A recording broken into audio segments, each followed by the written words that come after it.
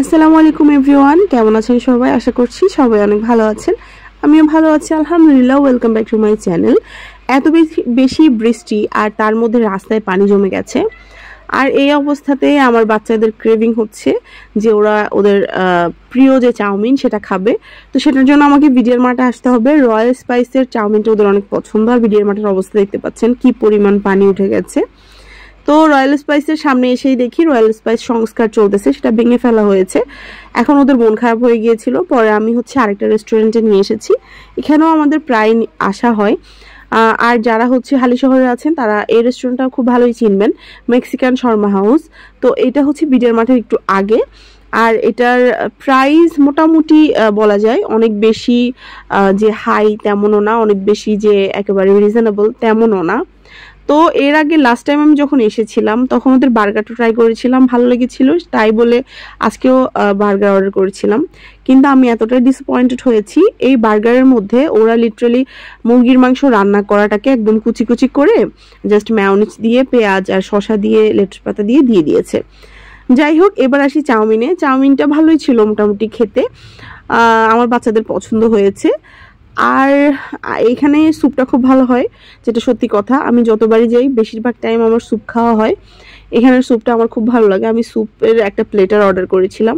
এটার মধ্যে একটা চিকেন ফ্রাই ছিল, একটা অন্থন ছিল, আর একটা স্যুপ ছিল। তো চিকেন ফ্রাইটা একেবারে বোনলেস চিকেন দিয়েছিল, সেজন্য চিকেন ফ্রাইটা আমার ভালো লাগেনি। আর অন্থনটা ক্রিস্পি ছিল। আর এইদিকে স্যুপটার কথা বলি। স্যুপটার মধ্যে পর্যাপ্ত পরিমাণে চিকেন ছিল, মাশরুম ছিল, আর প্রন ছিল। যাই হোক, ওখান থেকে খাওয়া দাওয়ার পর বৃষ্টিটা একটু কম কম লাগছিল। পাশেই হল 7-এ মেলা চলছিল, লাস্ট দিন ছিল, তাও আমার বাচ্চাদের ইচ্ছে ছিল যে ওরা যাবে।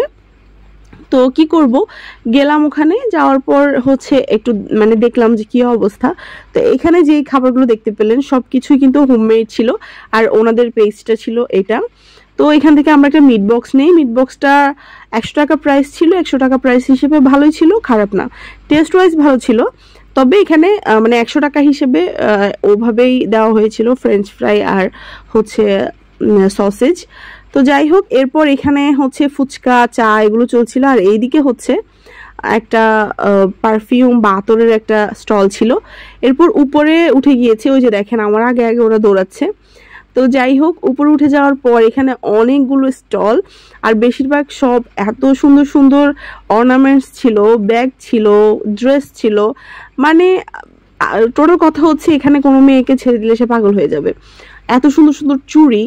আসল কথা আমরা যখন মেলায় আসি নর্মাল অনেক দোকানে কিন্তু এই টাইপের জিনিসপত্র পাওয়া যায় না, যেগুলো এই ধরনের মেলায় পাওয়া যায়।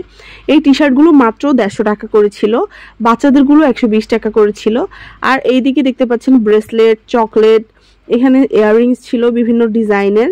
এইদিকে 3 পিস ছিল, এইদিকে কোর্স সেট ছিল, এখানে রেডিমেড 3 পিস ছিল, এখানে লিপস্টিক, মাথার ক্লিপ, একদম কোনো কিছুরই অভাব নেই বলা যায়। আর এখানে বাচ্চাদের ড্রেস ছিল। তো এখানে জুতো, ড্রেস সবকিছুই ছিল। এখানে টি শার্ট ছিল, মেয়েদের ডাবল এক্সেল সাইজের টি শার্টগুলো ছিল। কিন্তু এখানে আজকে যেহেতু বৃষ্টি আর মেলার শেষ দিন, তো ওই হিসেবে মানুষ কমই ছিল। টি শার্টগুলো দেখেন কি সুন্দর।